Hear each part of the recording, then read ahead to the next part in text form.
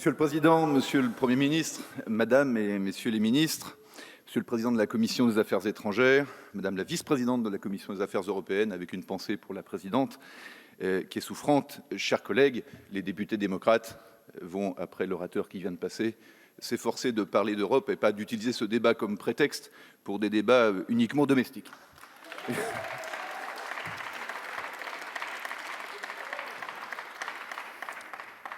Nous sommes sollicités à repenser l'Europe.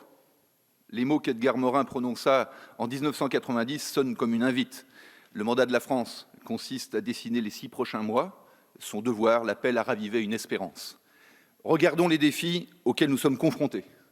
Une crise sanitaire qui frappe et bouleverse le monde, des systèmes de santé mis sous tension, des économies sous pression et parfois sous assistance d'argent public, des sociétés entières placées sous contrainte. Un dérèglement climatique qui menace jusqu'à l'existence même de pans entiers de l'humanité. La guerre à nos portes, des bruits de bottes à l'est, aux bruits de bombes de l'autre côté de la Méditerranée. Le danger du fanatisme qui dévoie une des religions du livre, fomente des attaques contre la laïcité et justifie des menées terroristes. Des femmes, des hommes, des enfants qui fuient ces périls, mais s'échouent sur les plages, qui furent pourtant le berceau, aujourd'hui le naufrage, a dit le pape François, de notre civilisation. Et un monde numérique dont les acteurs transnationaux ignorent les règles de nos sociétés, jusqu'à l'intimité des individus et à l'intégrité des enfants, et chaque jour des menaces lancinantes sur les droits et les libertés des femmes, des homosexuels, de la presse, de la justice. Cette présidence française de l'Union européenne comporte un arsenal de mesures pour protéger et pour faire face, mais elle doit, dans cette acmé de l'histoire d'un jeune siècle, renouer avec son inspiration originelle. Lorsque des peuples historiquement rivaux, fondèrent une communauté, non pour engommer les différences en une norme uniforme, mais pour donner à leurs histoires, à leur culture et à leurs enfants une destinée commune, ils le firent autour des valeurs partagées de démocratie, d'état de droit, de dignité des personnes et d'une passion commune et itérative pour l'égalité et la justice. Cet engagement initial est toujours d'actualité et doit rester notre boussole. Ainsi s'ouvre la feuille de route de la France pour l'Europe. Renouveler nos vœux d'appartenance à l'Union et à ses valeurs démocratiques, lui donner les objectifs et les moyens de sa croissance et de sa puissance. Le prochain semestre doit être celui de nouvelles impulsions économiques car notre continent doit rompre avec le chômage de masse. La réindustrialisation, les nouveaux métiers de l'énergie, du numérique, de la santé représentent des espoirs concrets pour que nous redevenions créateurs et producteurs. Nous répondrons ainsi à l'inquiétude des citoyens européens au sujet des emplois d'aujourd'hui et de demain, mais aussi à la question du financement de notre modèle social et de nos services publics. En France, où l'on s'interroge régulièrement sur le poids des dépenses publiques dans la richesse nationale, il n'est pas interdit de faire croître la richesse plutôt que de lancer un concours d'idées démagogiques sur le démantèlement des droits sociaux et la suppression de fonctionnaires. Nous sommes tous fiers de ce pays où l'école, l'université, la formation, l'hôpital, la santé en général sont gratuits. C'est l'investissement pour la croissance qui nous donnera le droit de ne pas choisir entre le bien commun, le seul bien de ceux qui n'ont rien, et l'équilibre budgétaire. Le travail et le mérite plutôt que le sang et les larmes, voilà ce à quoi l'Europe nous aidera. Cette prospérité durable, mieux dotée en emplois, répondra à une autre inquiétude des Français, celle de la dette Covid accumulée. Concrètement, à 1,5 point de croissance, comme depuis 30 ans, nous léguerons à nos enfants un fardeau. À 2,5 ou à 3, nous relèverons le défi de ne pas alourdir les impôts. Et enfin, l'agenda français portera sur les minima salariaux en Europe. Il y a quelque chose de notre identité dans cette conviction que nous avons besoin du marché, mais que l'Union européenne n'est pas qu'un marché et que l'économie est au service des hommes. À cette condition, une Europe de la croissance à visage humain pourra aussi devenir une Europe à la puissance démultipliée. Imagine-t-on que nous relèverons seuls le défi climatique? C'est par nos moyens communs d'investissement que nous changerons de paradigme écologique, mais ce sont nos efforts diplomatiques communs qui devront convaincre les pays les plus émetteurs de CO2. Et nous serons aux côtés des continents les plus pauvres pour accompagner leurs contraintes en limitant leur empreinte. Cette puissance pour organiser la transition écologique passera par les attributs de la puissance, qu'il conviendra d'utiliser sans hésiter.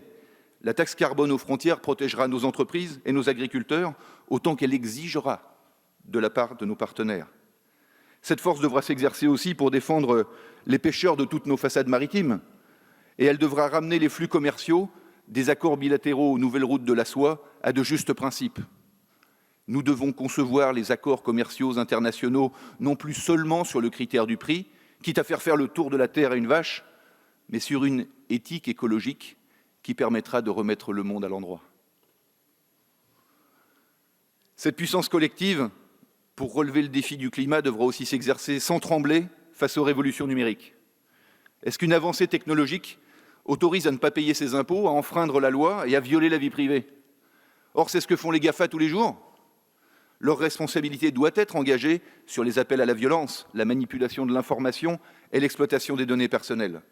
Et notre responsabilité est de protéger de leur prédation la valeur des biens culturels dont la presse fait expressément partie.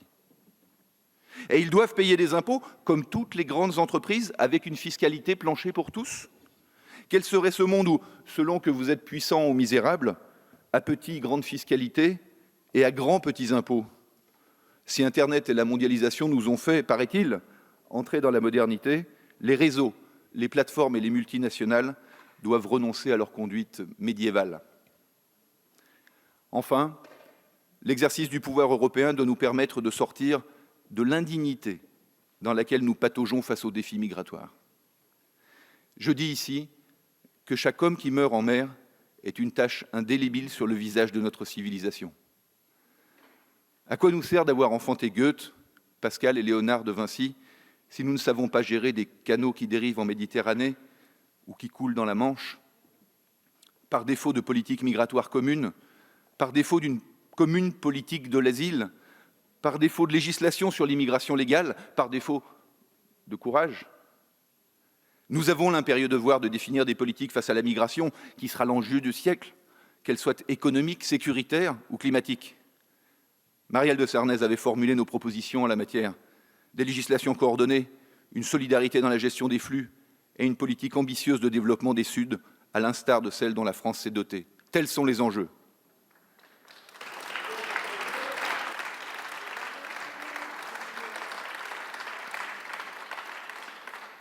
L'Europe doit être à la hauteur de ses valeurs, de son histoire et reprendre le contrôle.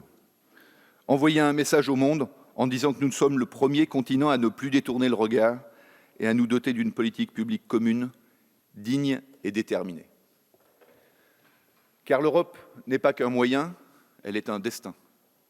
Moyen pour croître et pour agir face aux défis que nous ne relèverons qu'ensemble, mais elle ne peut être seulement cela, sans quoi elle continuera de ressembler à sa caricature, une machine à normes et à technocrature absconse. L'Europe incarne la démocratie, cette organisation sociale qui porte à son maximum la conscience et la responsabilité du citoyen. C'est regarder bien au-delà de l'utilitaire et du matérialisme.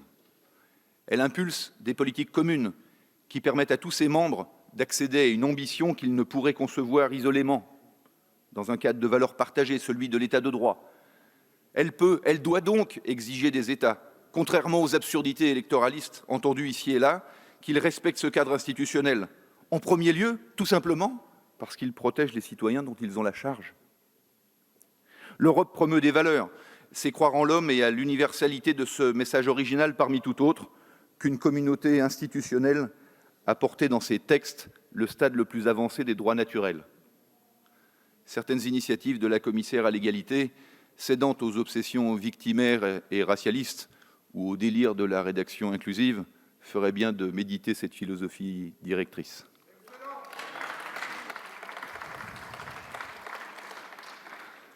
L'Europe, née de son affaiblissement par les nationalismes et par les guerres, alors qu'elle dominait le monde, s'est reconstruit un destin indépendant pour garantir la liberté de ses peuples.